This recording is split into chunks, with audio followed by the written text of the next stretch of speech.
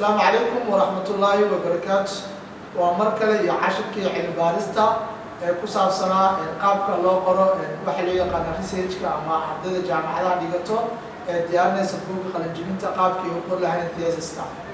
وأنا جوا شافعي شريف محمد أما دكتور شافعي. دقيقة أساسا وحن كان لدونا قابك الله دياريا الله هلا عنوان تيالي مركلة قرأ علم بارستا. أرضي بدن وحلاقي يابا إن أي وأركن إن أي تهم مهم إن أي هلان عوان مهمة أما عوان كإن بارستا بس واحد وقتها إن عند بارستا واحد وجوه الرأي قفك لو جبهها إن أي تاي إنه هلا تايتل كي وقول لها أما عوان كي وبحن لها دراسة أما واحد قرأي العوان كوامتك سوجيتو إن أقلستها عوانك ومدك مر وليبا إيش كقبتان ضدك دولة يبيني يقادان عن بارستان جامعتها قال وحاجر الجد لو حل صاروا أو صو قيمة عوانك إنه يهد مدك قلم إن وحلاقة قبته عوانك وحوليها قيمك للدول العشرة دبا وهذا دونا بلس مرك جد الله صار عن بارستان رأيني يقادان عوانك على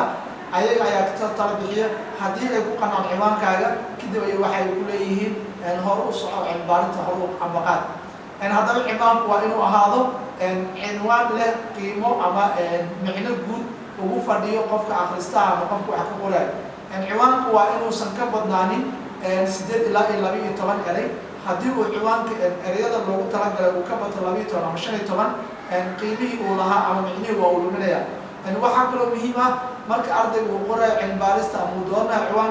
ciwaanku waa inuu ahaado descriptive waa inuu ahaado mid wax qeexayo oo u sheegayo akhristaha waxa gudaha ku jiro haddii cilmi baaristaada waxa ay ka hadlayso iyo ciwaankaaga wax uu sheegayo ay kala duwan yihiin waxa ay noqonaysaa cilmi baaristaasi mid guuldareystay sidoo kale waxaa muhiim ah inaad ogaato ciwaankaaga waa midka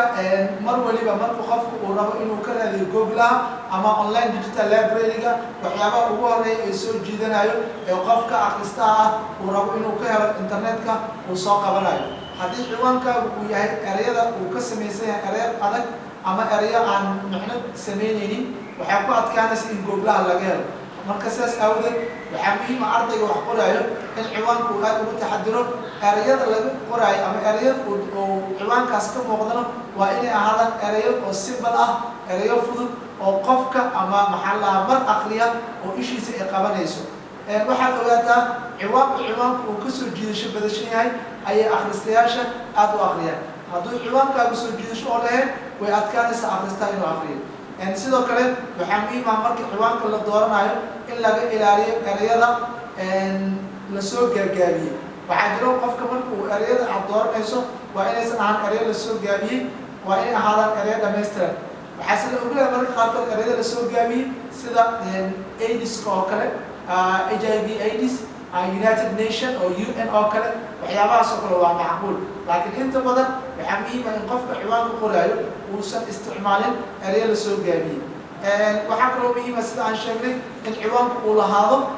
micno guud oo ah descriptive mar kasta oo laga helo digital library laga raadiyo waa in si fudud lagu helo daraasadaha qaarkood waxa ay sheegayaan cilmi baarista leh ciwaan fudud waa ay ka xigasho badan yihiin cilmi baarista aan lahayn ciwaanada fudud haddaba cashirkeena maanta aan uga hadalnay ardayga waa in uu doortaa cinwaan leh qiimo u fudud qofka akhrista ah inuu ogaado waxa ku qoran buugga qaybihiisa kale ciwaanku waa inuu soo jiidasho ciwaanku waa wejiga cilmi baaristaada haddaba ha yaraysanin ogow haddii arday aad jaamacad wax ka qorayso in lagaaga baahan in aad doorto cinwaan soo jiidasho leh waxaa kaloo muhiim ah idiin sheega ogow ciwaanka inta aadan dooran in ay jiraan ciwaano kale oo asaga lamid ah looma baahna ciwaan hore loo sameeyey inaad wax ku qorto cashirkeena qaybihiisa dambe insha allah waxaan u hadli doonaa cashirka dambe waa aniga waa Dr. Shaafici Shariif Maxamed waxaan halkan ugu mahadcelinaa saaxiibkii arrimaheena oo inoo saamaxay in videogan uu soo galo YouTube-ka hada wabillahi tawfiiq wasalaamu calaykum waraxmatullaahi wabarakaatuh